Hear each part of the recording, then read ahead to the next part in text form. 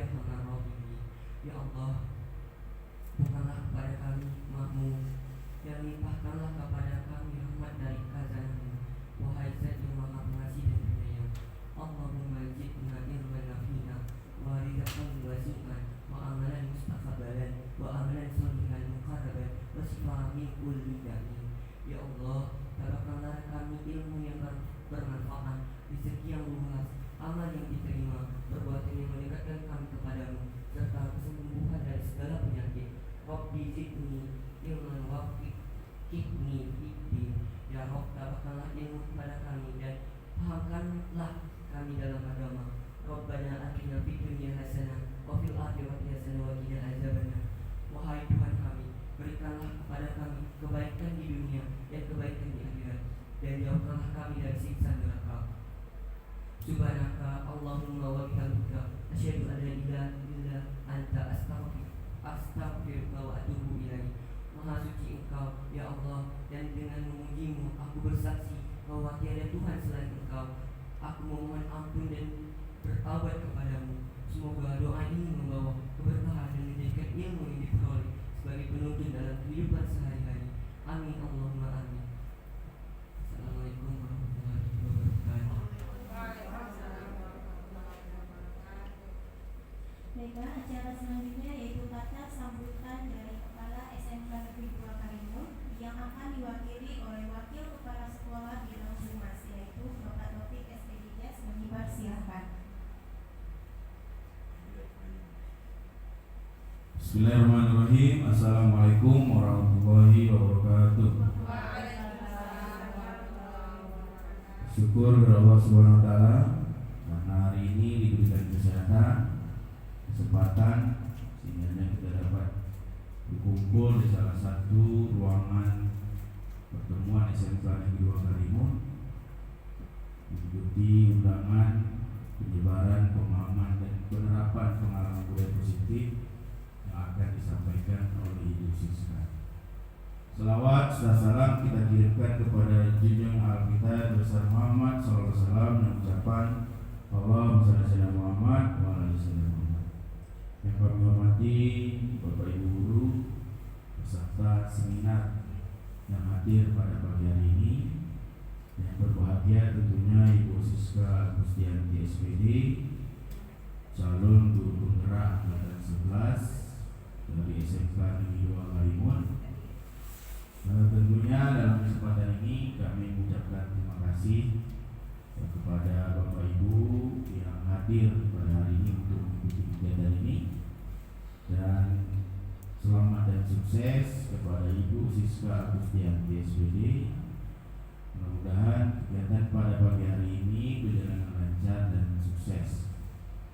Bapak Ibu peserta seminar, tentunya besar harapan kami Ibu Siska ini menjadi salah satu contoh untuk kita semua agar kita tergerak untuk mengikuti langkah-langkah yang sudah dilakukan Ibu Siska dan beberapa orang guru lain yang sudah mengikuti kegiatan CDP ini.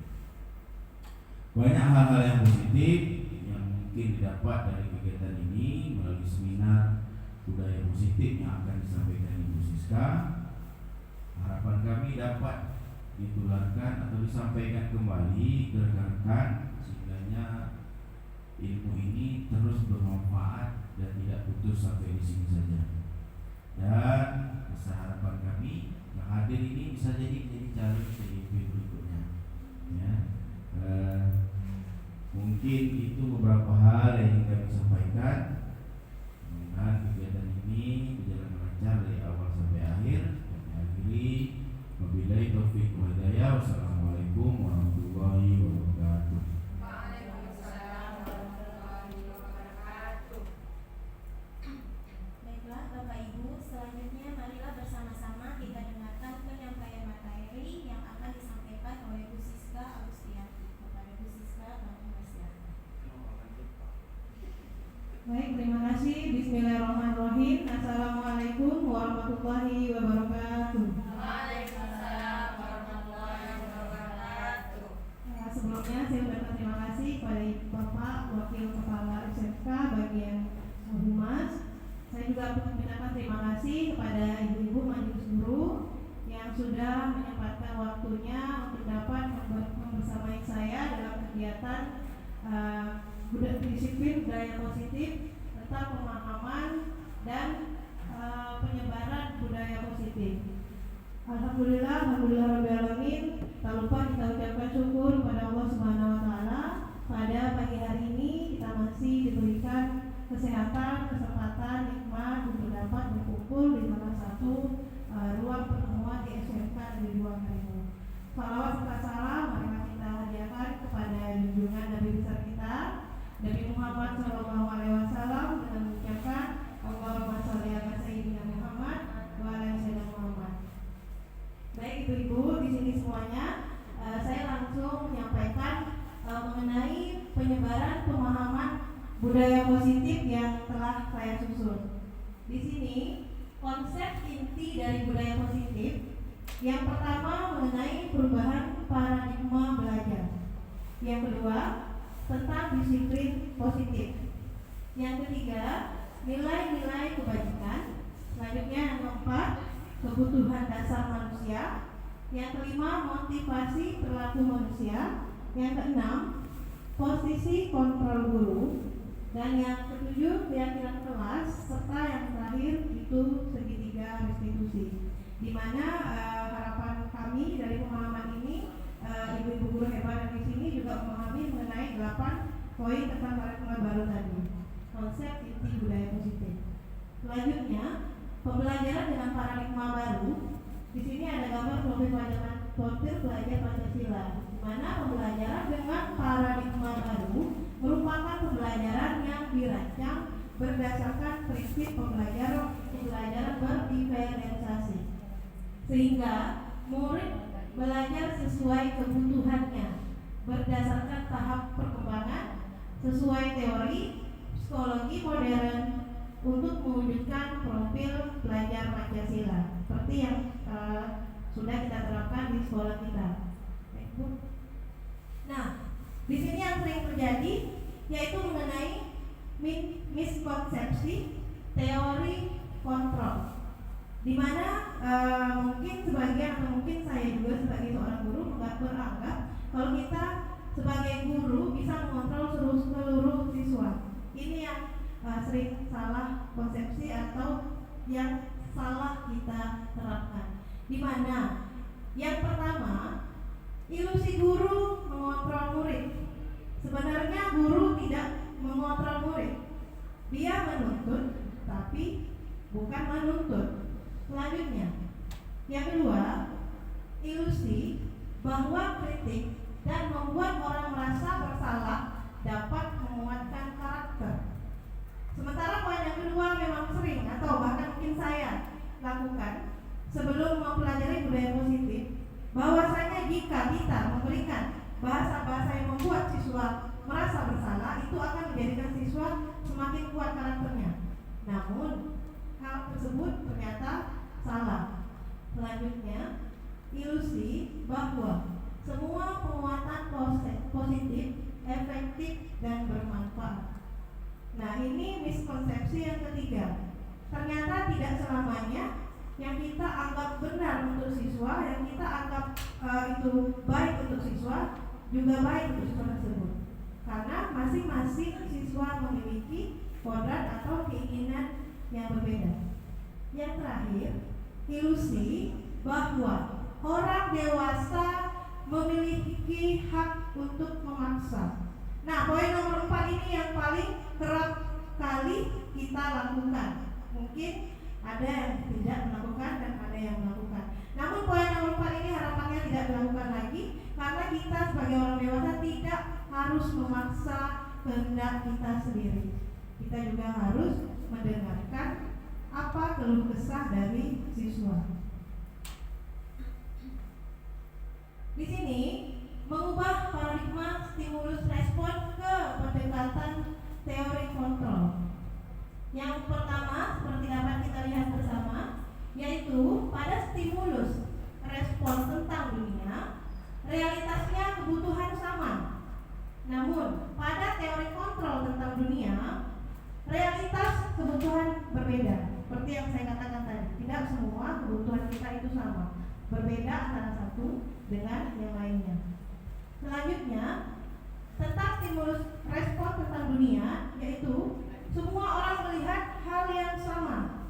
Namun pada kenyataannya, terhadap teori kontrol tentang dunia, setiap orang memiliki gambar yang berbeda. Yang ketiga, di stimulus respon tentang dunia, kita mencoba mengubah orang agar berpandangan sama dengan kita. Itu salah. Seharusnya teori kontrol tentang dunia adalah kita berusaha memahami pandangan orang lain tentang dunia. Jadi pandangan kita dengan pandangan orang lain itu tidak sama, dan kita tidak bisa memaksa pandangan kita harus sama dengan pandangan orang lain. Selanjutnya, perilaku buruk dilihat sebagai suatu kesalahan. Nah, ini yang memang sering kita lihat bersama. Kalau siswa sudah melakukan kesalahan berarti siswa itu buruk. Padahal semua perilaku itu memiliki tujuan, ada sebabnya. Selanjutnya, orang lain bisa mengontrol saya. Itu tentang stimulus respon dunia. Seharusnya teori kontrol tentang dunia adalah Anda tidak bisa mengatur orang lain, karena orang lain memiliki hak mutlak untuk dirinya sendiri. Selanjutnya, saya bisa. Misalnya pemaksaan ada pada saat bujukan gagal. Seharusnya jika bujukan gagal, itu kolaborasi dan konsensus menciptakan pilihan-pilihan baru. Yang terakhir, model berpikir menang atau kalah. Ini yang paling kerap sekali kita hadapi, kita temui. Seharusnya model berpikir menang-menang. Nah, kalau tadi budaya disiplin positif, di sini disiplin positif itu berasal dari kata disiplina, yang artinya adalah belajar. Disiplin positif merupakan salah satu cara penerapan disiplin yang bertujuan untuk menumbuhkan kesadaran serta memberdayakan anak untuk melakukan sesuatu tanpa paksaan, ancaman, maupun hukuman. Sebagai pendidik, tujuan kita adalah menciptakan murid yang memiliki disiplin diri sehingga mereka berlaku mengacu kepada nilai-nilai kebajikan universal dan memiliki motivasi intrinsik dari dalam diri untuk melakukan perubahan ke arah yang lebih baik. Baik, di sini ibu-ibu semuanya bisa kita lihat nilai-nilai kebajikan itu nilai yang kita sepakati bersama, lepas dari suku bangsa, agama, bahasa maupun latar belakang. Di sini ada 3 nilai-nilai kebajikan menurut organisasi. Yang pertama menurut profil pelajar Pancasila yang sudah kita ketahui bersama ada 6 poin. Yang pertama itu beriman dan bertakwa kepada Tuhan Yang Maha Esa, berkebinekaan global, bergotong royong, mandiri, kreatif, serta bernalar kritis. Sedangkan menurut Ibu Primary Year Program itu nilai-nilai kebajikan yang pertama toleransi, rasa hormat, integritas, mandiri, menghargai, antusias, 4 keingintahuan, kreativitas, kerjasama, percaya diri, serta komitmen. Yang terakhir mengenai keterampilan hidup, life skill, jadi dari keterampilan hidup diri. Dapat dipercaya, lurus hati, pendengar yang aktif, tidak merendahkan orang lain, dan memberikan yang terbaik dari diri. Baik, ibu-ibu semuanya, di sini kita semua memiliki kebutuhan dasar manusia, bukan hanya siswa namun juga kita. Di sini kebutuhan dasar manusia adalah segala sesuatu yang kita lakukan untuk mendapatkan apa yang kita inginkan. Seluruh tindakan yang kita lakukan memiliki tujuan tertentu, dan semua usaha terbaik yang kita lakukan adalah dalam rangka kebutuhan dasar kita dapat terpenuhi. Di sini 5 kebutuhan dasar. Yang pertama tentunya kebutuhan untuk bertahan hidup, itu sudah pasti. Yang kedua, cinta dan kasih sayang. Yang ketiga, kebebasan. Keempat, kesenangan. Dan yang kelima, kekuasaan. Baik, selanjutnya kita masuk ke disiplin positif, motivasi perilaku manusia. Ada 3 motivasi perilaku manusia. Yang pertama, yaitu untuk menghindari ketidaknyamanan atau hukuman. Yang kedua, untuk mendapatkan imbalan atau penghargaan orang lain. Yang ketiga, agar mereka menginginkan diri sendiri dihargai dengan nilai-nilai yang mereka percaya. Jadi 3 motivasi ini memang lumrahnya sebagai manusia, itu yang kita harapkan. Nah, langsung kita ke perbedaan hukuman, konsekuensi, dan restitusi. Ibu-ibu bisa melihat tampilan di depan bagian mana ibu-ibu yang sering lakukan kepada siswa. Mungkin kalau saya dulunya lebih sering ke nomor hukuman. Sementara hukuman itu tidak sebaiknya jangan kita terapkan kepada siswa. Harapan kita memberikan hukuman kepada siswa agar siswa itu menjadi lebih disiplin. Namun itu menekan mental siswa. Di mana? Contoh, hukuman itu kita lakukan tidak terencana. Nanti akan di slide berikutnya akan tampil seperti contoh siswa tidak mengikuti upacara. Secara tidak terencana kita memberikan hukuman kepada siswa, silakan hormat bendera 1 jam. Apakah itu baik? Tidak. Karena akan membuat mental siswa itu menjadi menurun, dilihat oleh teman-temannya, dan menjadi siswa itu menjadi tidak percaya diri. Selanjutnya, murid tidak tahu apa yang akan terjadi. Nah, tadi jika kita menghukum siswa dengan menghukum selama 1 jam, jika siswa itu pingsan, itu siswa tidak tahu ke depannya seperti apa. Kita juga sebagai guru harus memikirkan hukuman-hukuman yang layak diberikan kepada siswa, dan sebaiknya tidak berbentuk hukuman bersifat satu arah. Selanjutnya berupa hukuman fisik dan psikis. Selanjutnya di konsekuensi. Konsekuensi itu terencana disepakati sesuai peraturan. Yang kedua, murid tetap dibuat tidak nyaman walaupun ada konsekuensi. Dan yang ketiga, sikap guru selalu memonitor murid. Seharusnya yang kita lakukan adalah restitusi, di mana restitusi ini adalah proses menciptakan kondisi bagi murid untuk memperbaiki kesalahan. Yang selanjutnya, proses kolaboratif yang mengajarkan murid untuk mencari solusi sendiri. Baik, ibu-ibu semuanya, di depan ada tampilan 5 posisi kontrol guru. Boleh ibu-ibu lihat posisi mana saat ini ibu-ibu berada? Penghukumkah? Pembuat merasa bersalahkah? Teman?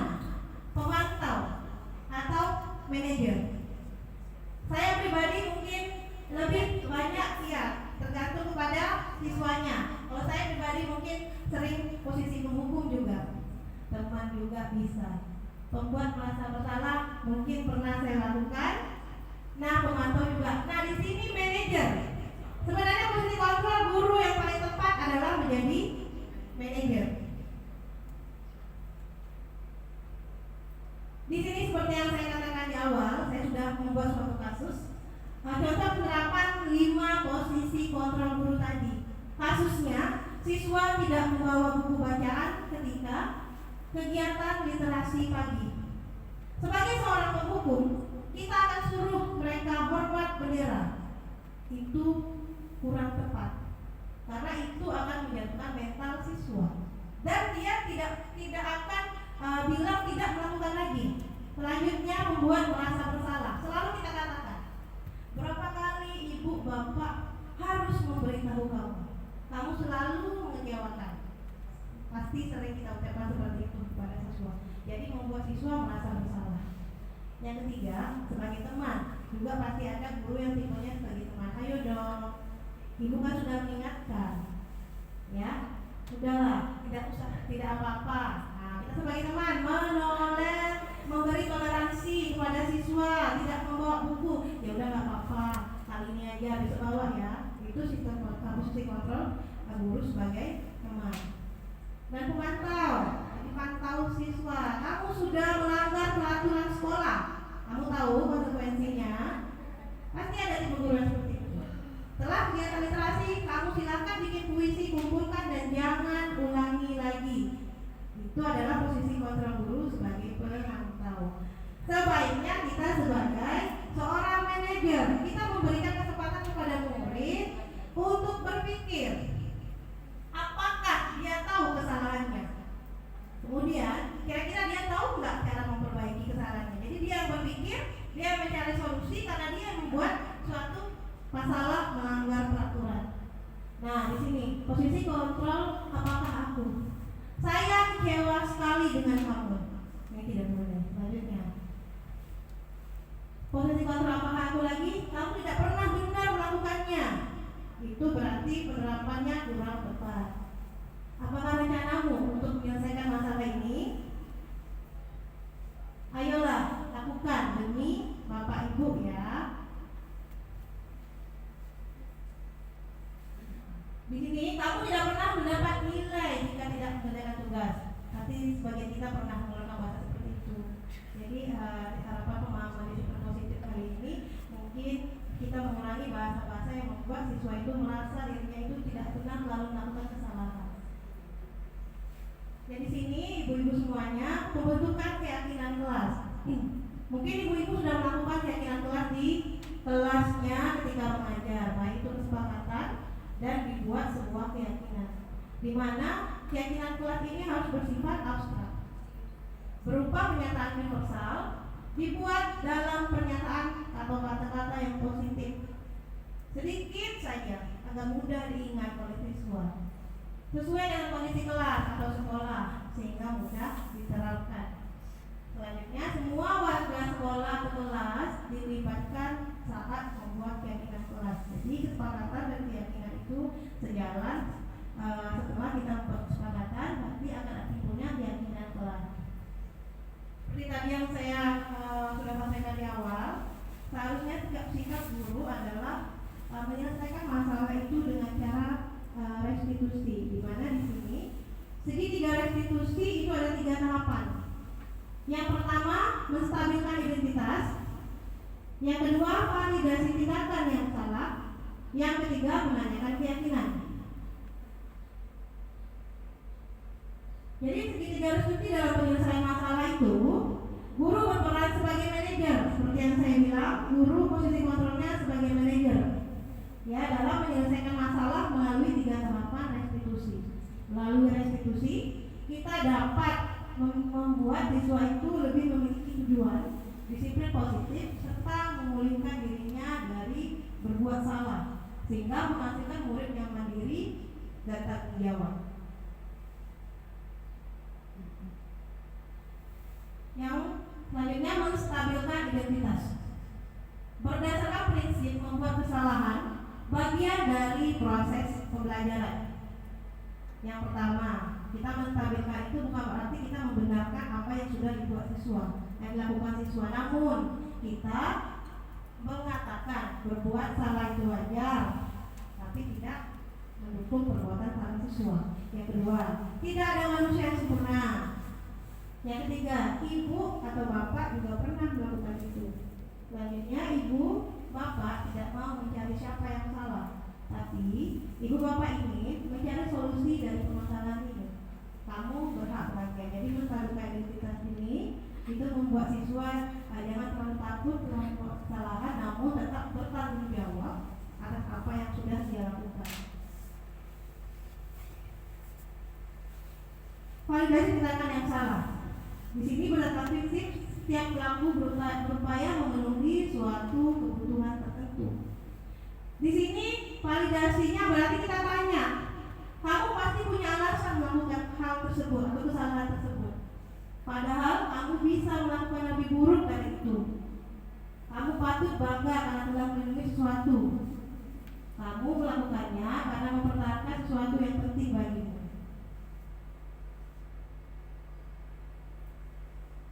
Nah, setelah menstabilkan, kita tanyakan keyakinan dia. Keyakinan dia, apakah keyakinan kelas kita Nilai-nilai apa yang telah disepakati? Seperti apa gambaran sebuah kelas yang ideal menurut kamu? Terus kamu ingin menjadi orang yang seperti apa? Jadi kita tanyakan sama dia, apa keyakinan kelas yang telah dibuat? Kira-kira ada nggak yang dilanggar? Seperti itu meyakinkan. Di sini saya telah membuat sebuah penerapan segitiga restitusi dalam menangani suatu masalah.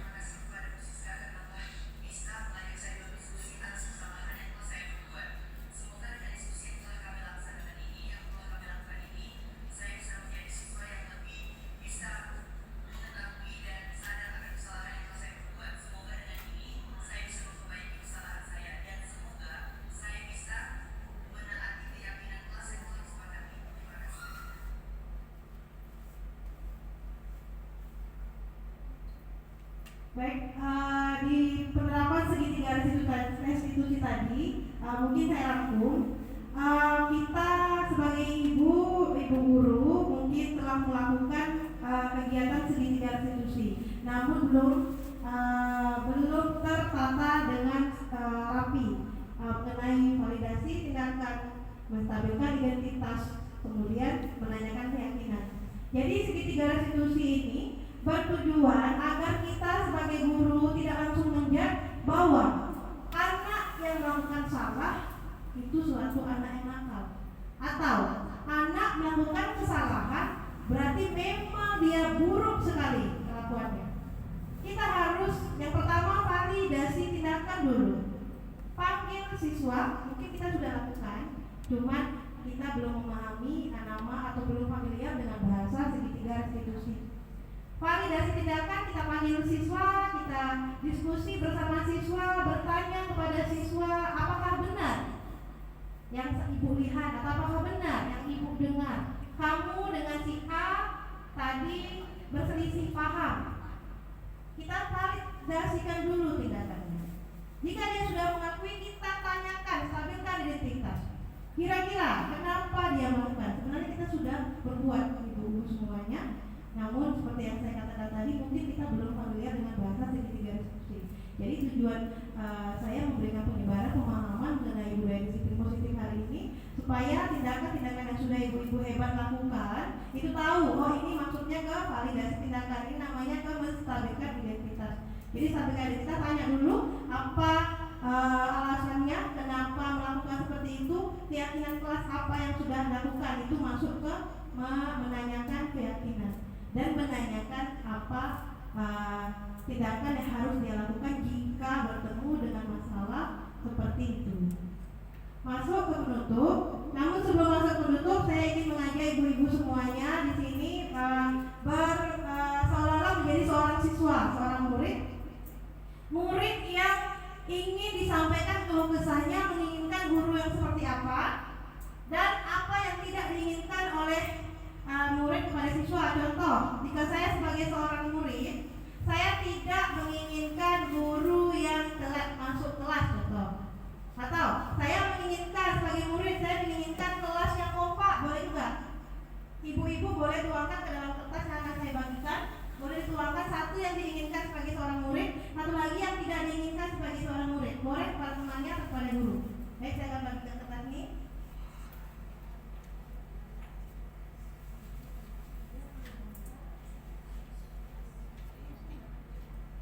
Perumpamaan ibu-ibu semua adalah siswa pada pagi hari ini.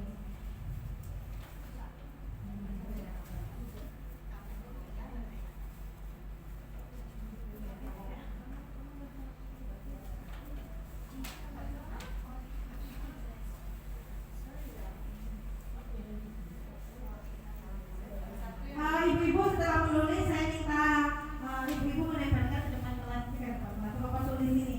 Nanti kita akan belajar membuat suatu kesepakatan kelas yang akan kita bulatkan menjadi sebuah keyakinan kelas.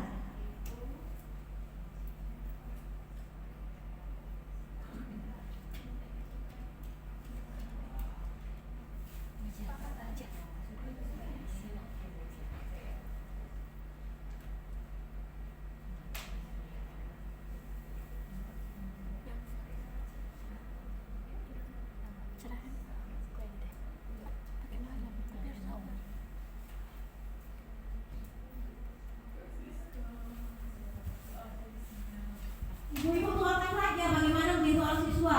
Apa yang diinginkan dari guru, apa yang diinginkan dari teman sekelasnya.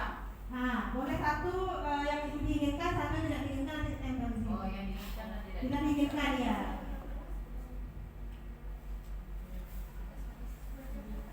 Nah, boleh ya? Boleh, silakan ditempel. Berarti di sini yang diinginkan.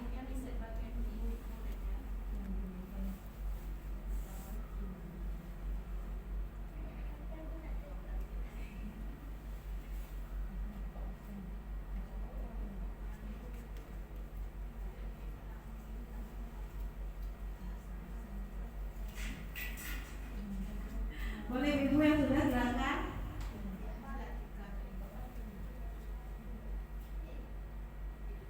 Yang tidak diinginkan tempelkan.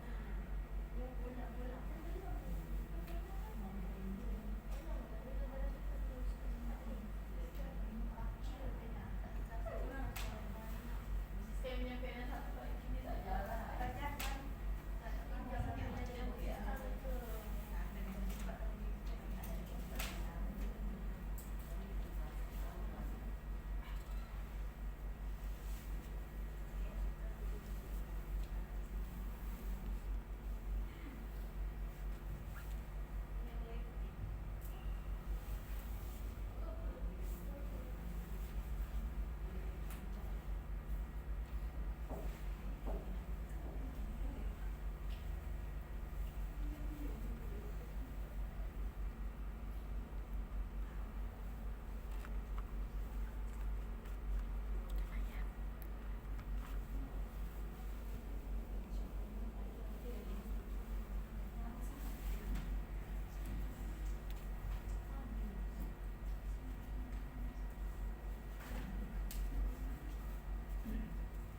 Silakan ibu-ibu yang sudah boleh menempelkan ke depan.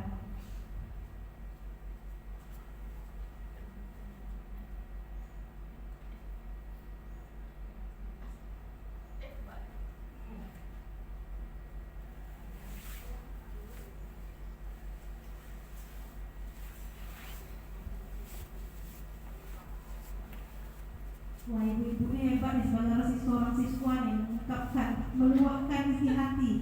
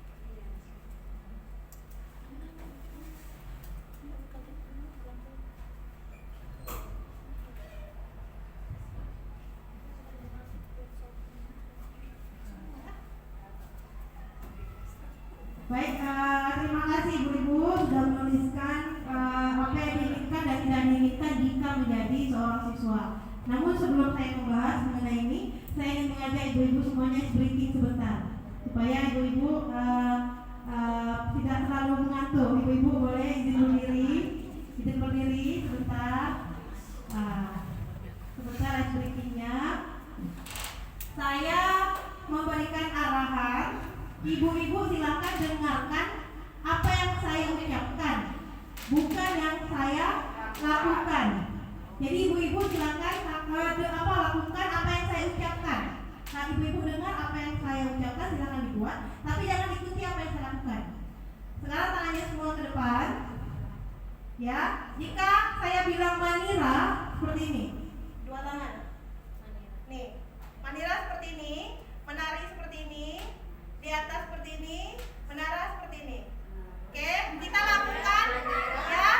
Manira, menari, di atas, menara. Jadi saya akan lakukan dalam tempo lambat, sedang, dan cepat. Ya, di sini melatih konsentrasi. Ingat nggak Bapak Ibu dari kata-kata yang saya ucapkan? Oke, kita contohin. Manira ya, Manira.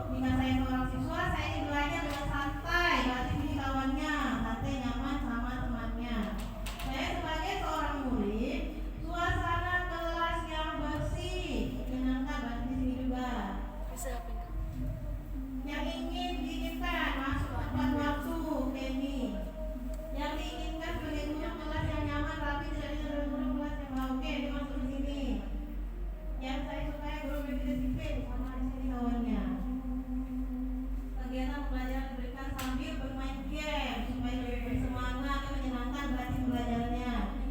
Yang tidak disukai guru selalu banyak memberikan tugas catatan. Memang sebagai seorang penenang tidak suka diberikan catatan yang banyak di sini. Yang tidak diinginkan dikasih tugas terlalu banyak. Berarti ini juga ini kalau maksudnya tidak memberi tugas terlalu banyak. Berarti guru mahasiswa sama ya, tidak ingin tugasnya banyak. Misalnya sini, jika saya sebagai seorang murid saya tidak ingin pembelajaran penuh dengan materi saja sepanjang jam pembelajaran. Yang diinginkan sebagai siswa tidak diinginkan tugas yang ditulis langsung dikumpulkan. Oh, kalau tulis tugas kumpul tak mau. Yang tidak diinginkan guru tidak masuk kelas. Tidak masuk kelas. Yang tidak diinginkan guru datang terlambat. Kawannya. Yang saya inginkan belajar sambil bermain. Yang saya inginkan belajar sambil bermain tidak banyak tugas. Memang siswa sekali di gambaran siswa. Benar-benar tidak mau banyak tugas bisa mainin. Mana tadi kawannya?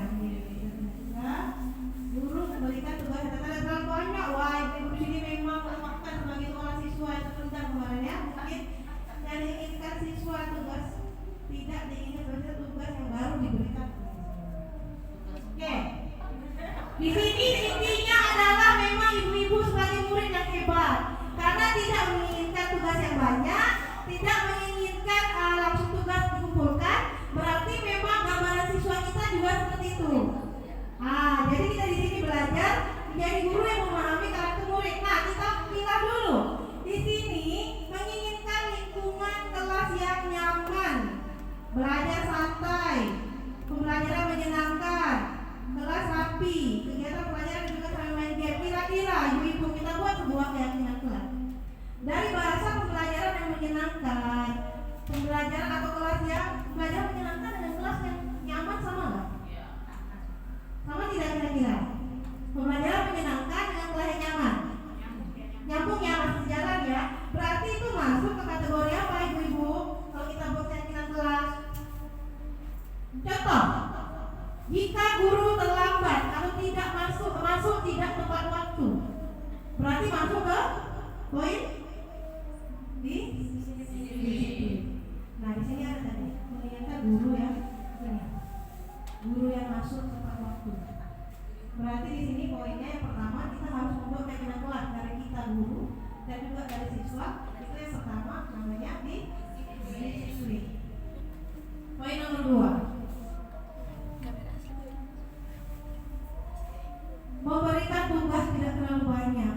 Nah, kita sebagai seorang guru, kira-kira tugas merupakan kewajiban atau tidak bagi seorang guru? Kita sebagai guru nih, tugas merupakan kewajiban atau tidak bagi seorang murid? Kira-kira, ibu-ibu kan guru ya, tugas itu kewajiban guru atau tidak? Tugas yang kita berikan kepada murid atau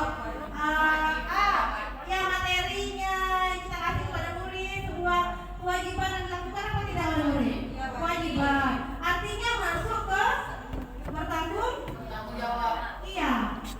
Kita harus memilih kemana arah keinginan siswa ini. Berarti masuk ke bertanggung jawab.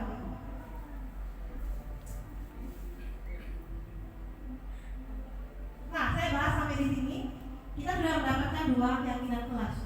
Jadi ibu-ibu mungkin di kelas sudah membuat ini kesepakatan kelas, dilarang membuang sampah, dilarang memain HP, guru hadir tepat waktu, dilarang berbicara ketika guru menjelaskan, tidak menggunakan HP silent, begitu ya, tidak keluar masuk, tidak ada yang menulis tidak keluar masuk. Biasa siswa ada keluar masuk izin saja, jangan saja ada izin. Kalian mau dengar sini?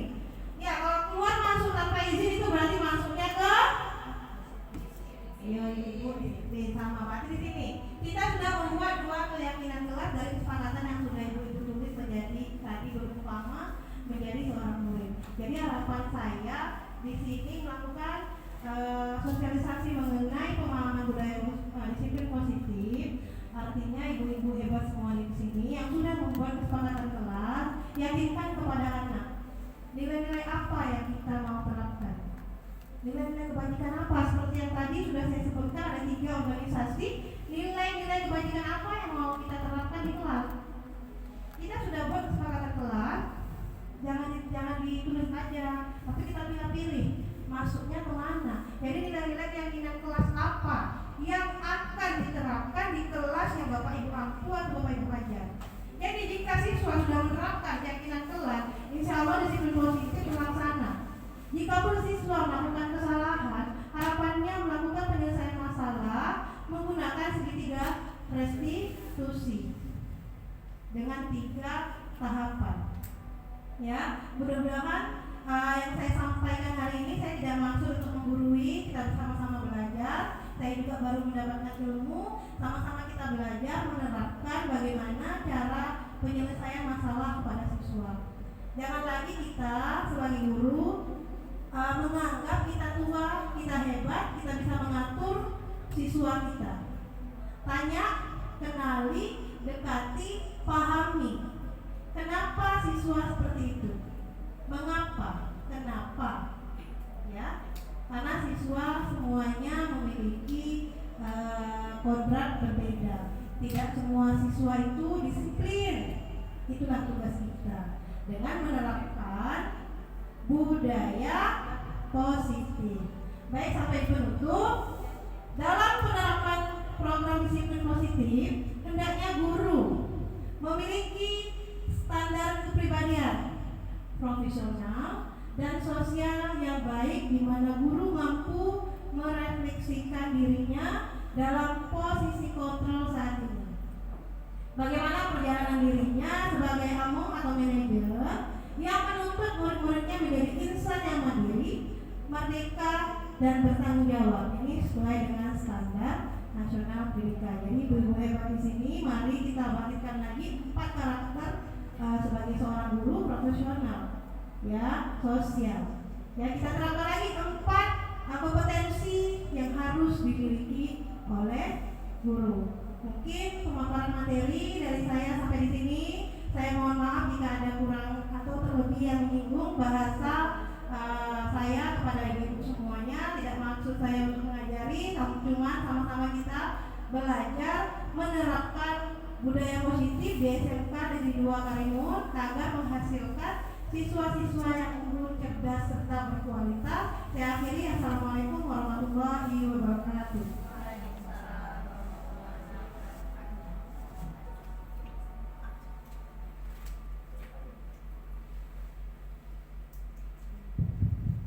Alhamdulillah, terima kasih kepada Bu Siska yang telah menyampaikan materi mengenai disiplin positif. Semoga apa yang telah disampaikan oleh Bu Siska tadi dapat kita terapkan di pembelajaran kita di kelas sebagai seorang guru. Baiklah, sebelum kita tutup, boleh ibu-ibu maju ke depan kita foto bersama.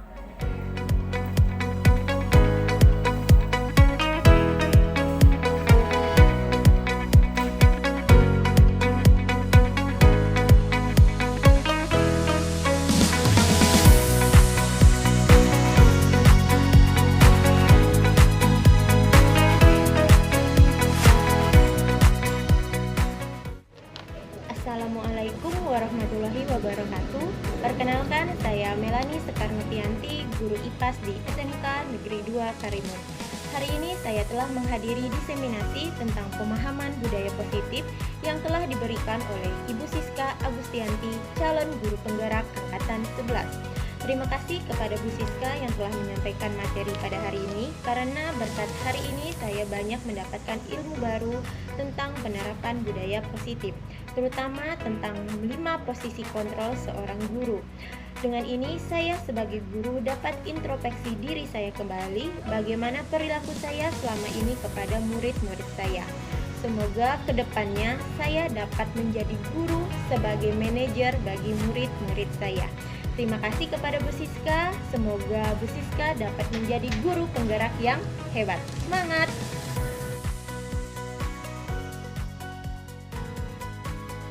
Assalamualaikum warahmatullahi wabarakatuh. Kenalkan, nama saya Hanisa. Saya di sini menjabat sebagai guru perhotelan dan juga sebagai kepala perhotelan. Baik, di sini saya akan menyampaikan sedikit umpan balik dari kegiatan diseminasi CGP yang disampaikan oleh Ibu Siska Agustianti pada hari Jumat lalu, yang dimana Ibu Siska membahas tentang budaya positif dan segitiga restitusi. Nah, jadi dari hasil kegiatan Ibu Siska kemarin saya mendapatkan pemahaman lebih lagi mengenai tentang budaya positif yang dimana hal ini bisa saya terapkan kepada peserta di sekolah. Kemudian untuk segitiga restitusi yang awalnya saya juga belum mengetahui secara menyeluruh karena ada kegiatan dari Ibu Siska pada hari Jumat lalu, maka menjadi menambah pengalaman dan pemahaman bagi saya sendiri untuk saya di dalam pembelajaran saya ke depannya. Baik, terima kasih sebelumnya. Terima kasih pada Ibu Siska Agustianti sebagai guru CGP Angkatan 11 Kabupaten Karimun Provinsi Kepulauan Riau. Semoga kedepannya makin sukses. Terima kasih. Assalamualaikum warahmatullahi wabarakatuh. Perkenalkan saya Indri Alfanita Iswandar, mengajar di SMK Negeri 2 Karimun.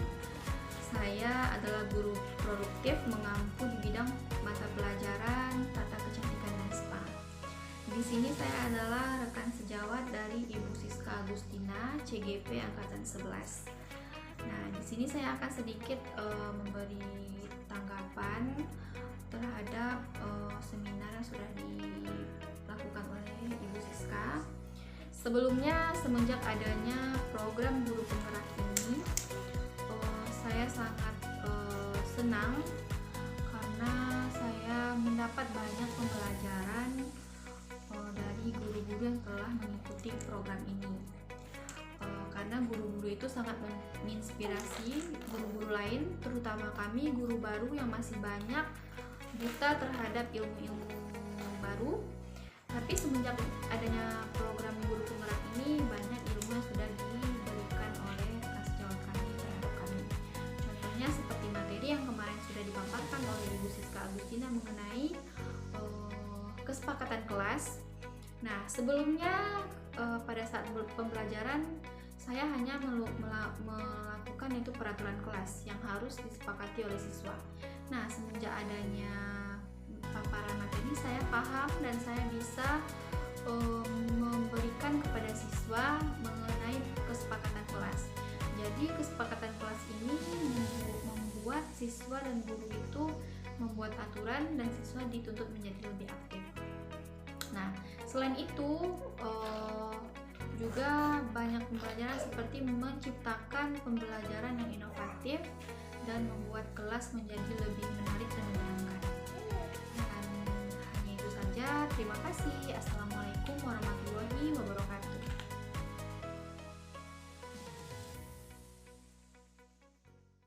Doa dimulai.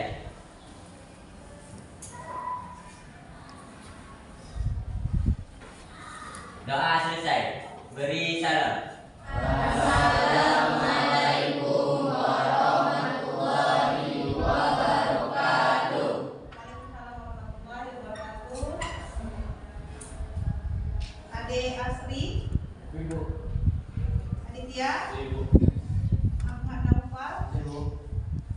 Amelia, Dimas, Ibu. Erwin, Elisa, Iman ada? Iman, Jessica, Maria, Meriana, Misya, Izin, Muhammad Fikri, Ibu. Muhammad Suhendi, Ibu. Nadia ada? Alfa,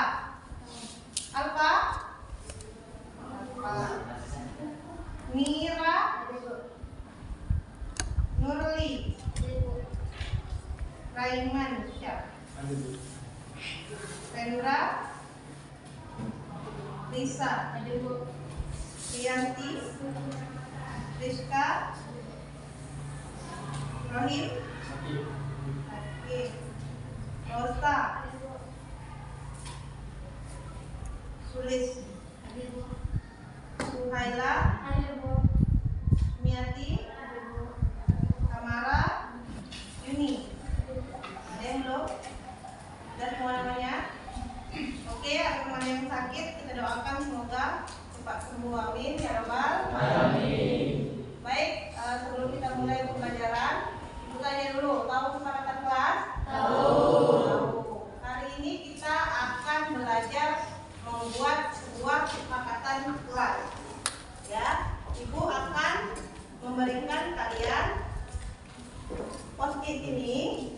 Silakan nanti kalian tuliskan apa yang kalian inginkan dan apa yang kalian tidak inginkan dari guru atau teman-teman di kelas. Boleh apapun itu silakan ditulis sesuai dengan keinginan kalian. Paham? Paham. Maka boleh dong kalau teman di belakang. Jawabannya. Ya, satu-satu bikin yang diinginkan dan yang tidak diinginkan. Silakan. Kasih kawannya. Mulai silakan ditulis. Ya, satu.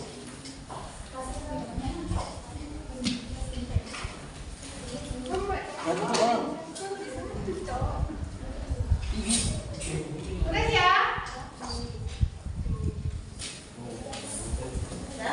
Dah. Tulis. Silakan tulis apa yang kalian inginkan. Mau inginkan apa? Apa yang kalian inginkan di kelas ini? Tulis silakan. Kurang kertasnya? Silakan tulis apa yang diinginkan. Boleh bebas. Yang penting asalkan untuk kebaikan bersama. Demi kebaikan bersama. Silakan tulis. Ibu kasih waktunya nggak lama-lama. Boleh satu, boleh lebih. Kalau yang mau ingin lebih, boleh buat lebih.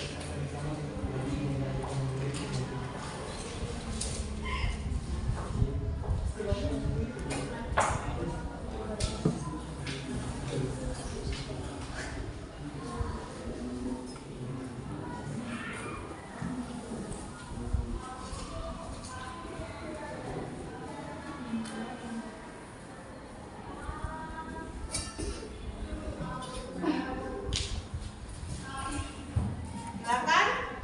Boleh satu, boleh dua, boleh tiga. Yang rasanya satu aja udah silakan tempel ke depan. Kebaikan bersama. Ingin kelas yang bersihkan. Udah siap? Oke, udah silakan tempel. Silakan. Ingin gurunya disiplin atau tempat waktu masuk, silakan. Udah. Ayo yang udah.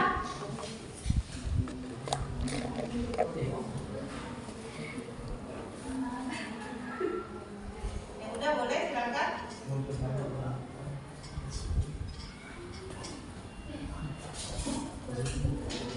Ingin kelas bersih atau apa mungkin.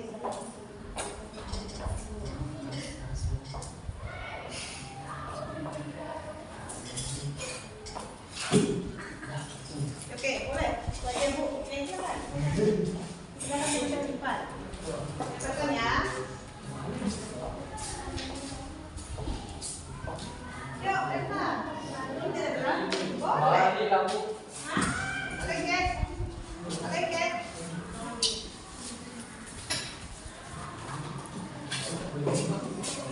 Silakan, ayo. Silakan, sini.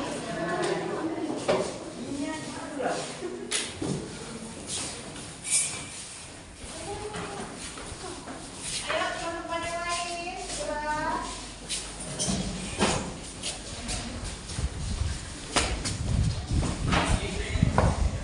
Ayo, cepat.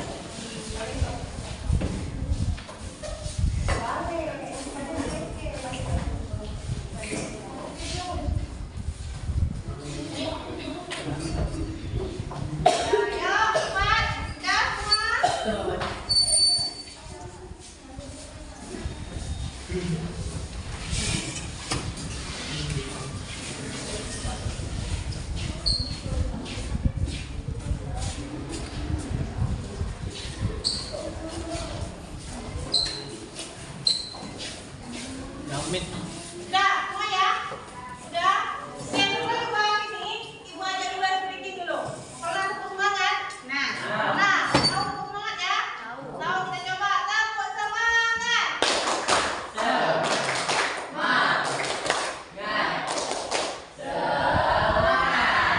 Pakai tangannya, sekali lagi. Semangat.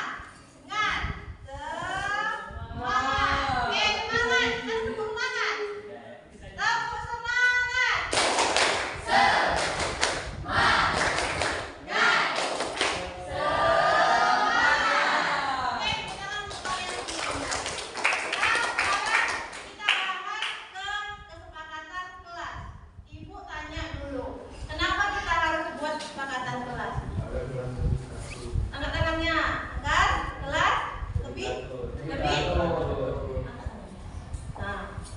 Agar kelas lebih teratur.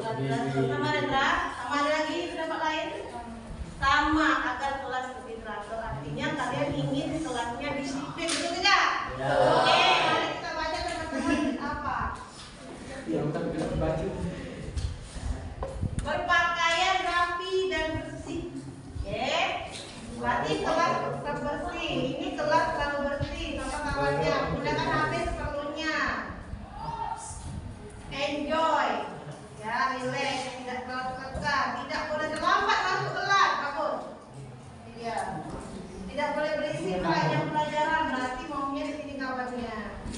Ini ingin tidak boleh berkata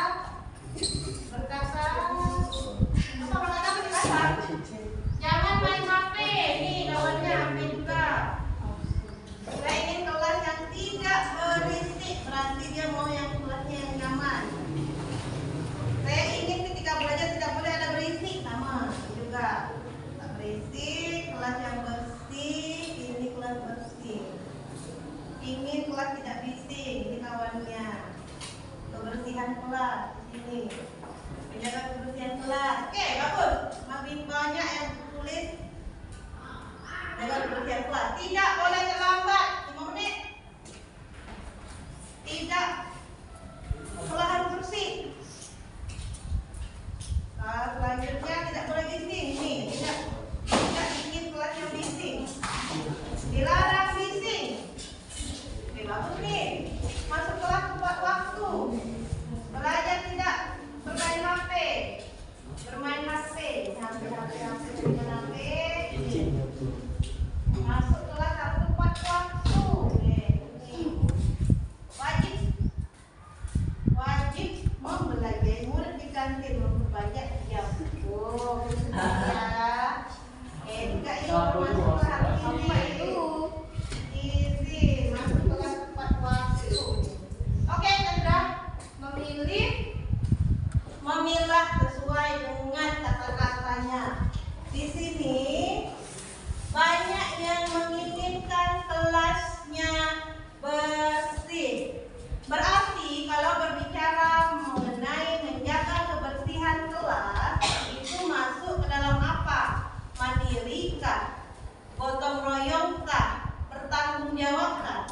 Bertanggung jawab. Oke, kita buat di yang pertama keyakinan kelas. Berarti bertanggung jawab. Itu yang pertama ya. Selanjutnya,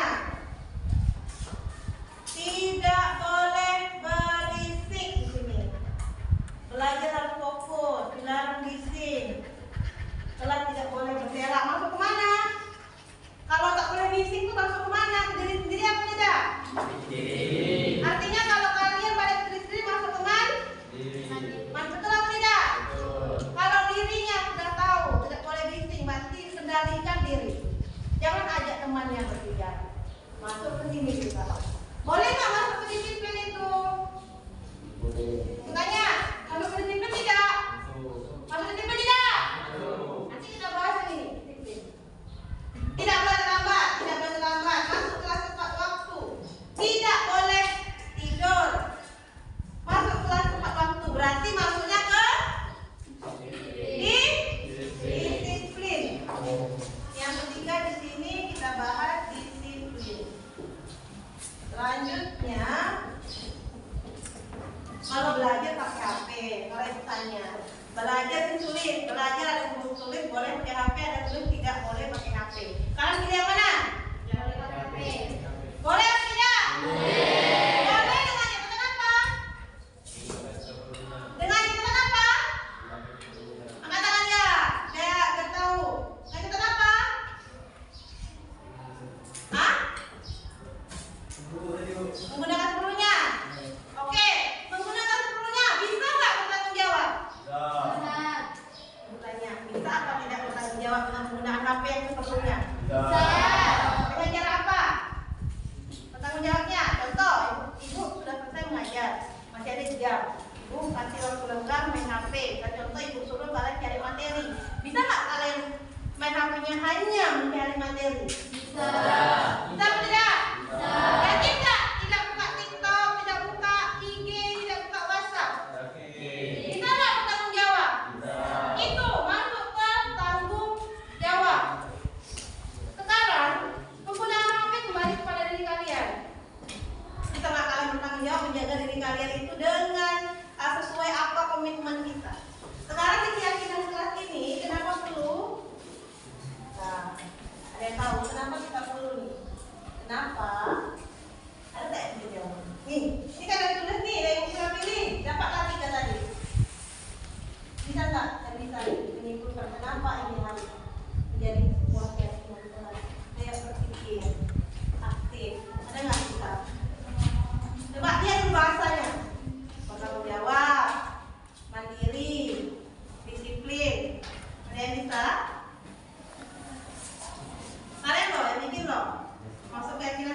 ini.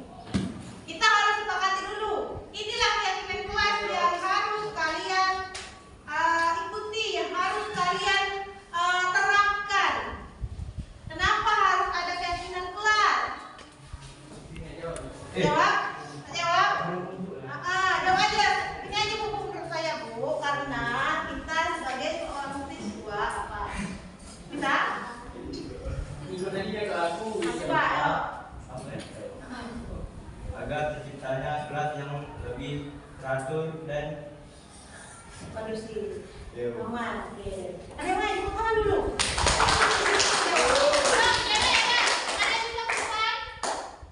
Oke, sekarang gini. Kalian baca 3 yang pertama. Sama-sama baca yang pertama.